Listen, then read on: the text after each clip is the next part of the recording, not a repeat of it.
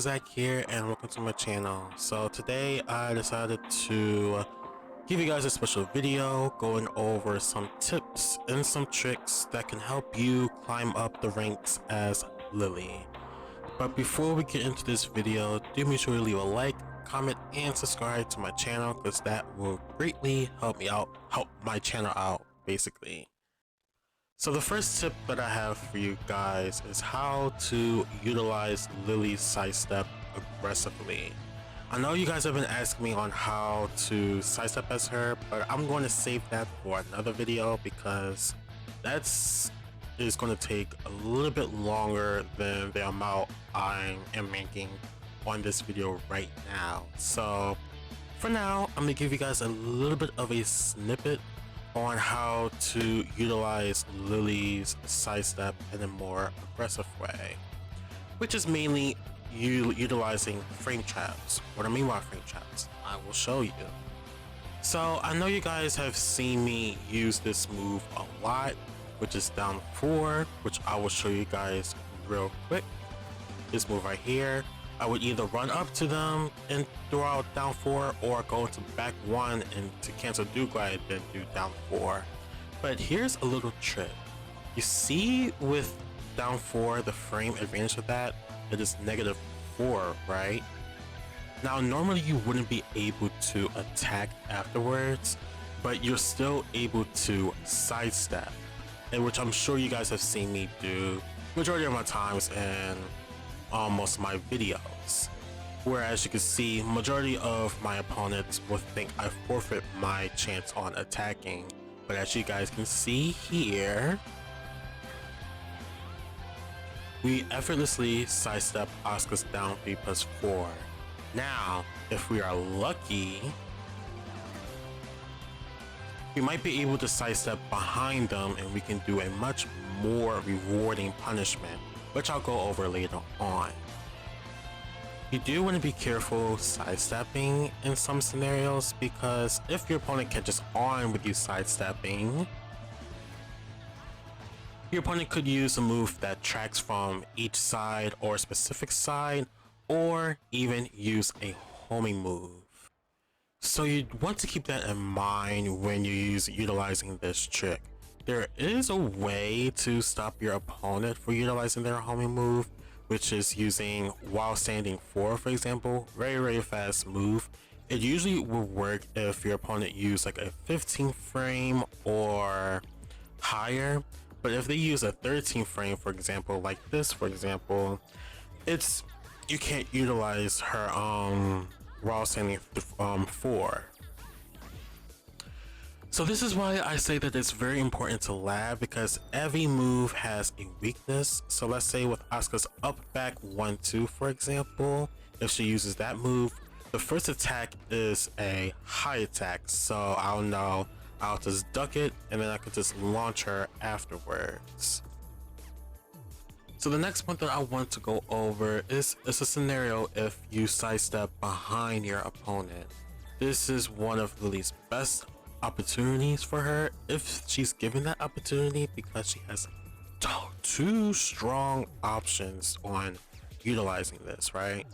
So I'm gonna show you guys 2 examples on how to utilize this to your benefits, and also go over the weakness of it.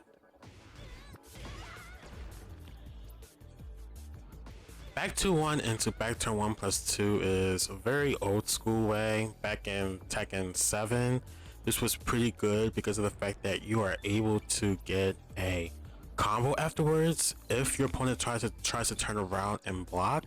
Even if they try to turn around and block, it's impossible because it's guaranteed if you do the string.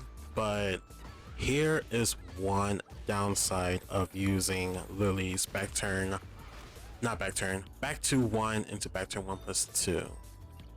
If your opponent doesn't wind up trying to turn around and block your attack, you won't be able to get a combo afterwards.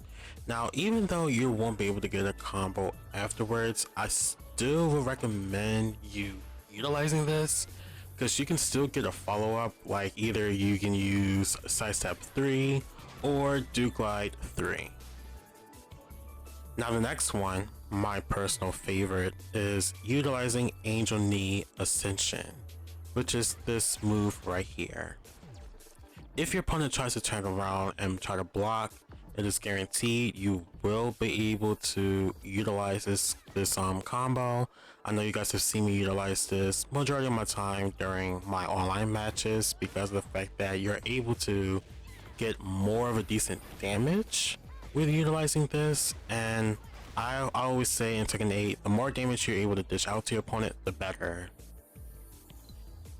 Even if your opponent doesn't turn around to try to block your attacks, you're still able to get a decent damage off from that, one, and two, you're able to get a Yukimi setup, all thanks to Afro King, by the way, shout out to him, where you can utilize her back turn 1-4 if your opponent decides to get up quickly, or you can use back turn 1-2 if your opponent doesn't get up quickly, or even if your opponent gets up quickly.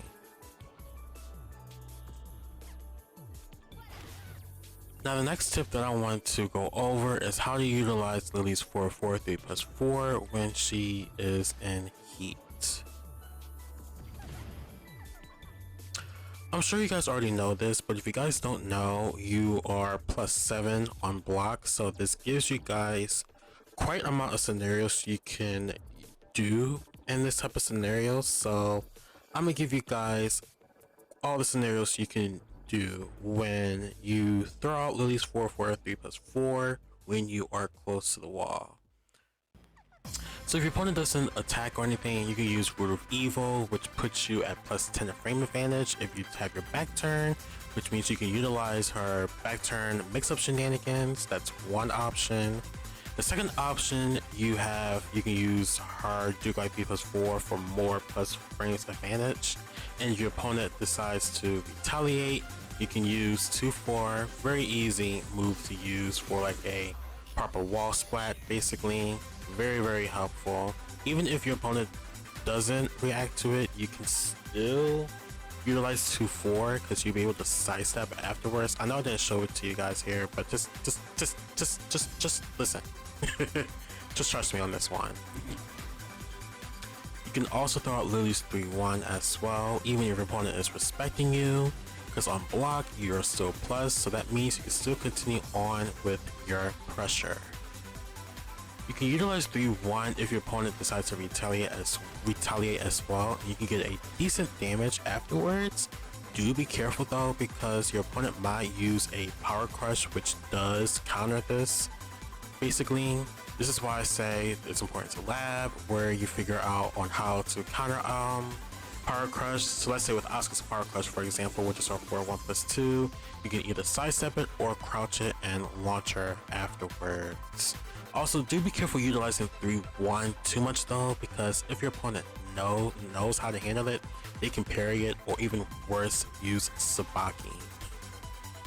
Also, one final tip with utilizing 4-4 3+4, you can also backdash 2 to punish your opponent or try to retaliate as well. I'll even show you guys an example of me online using this as well.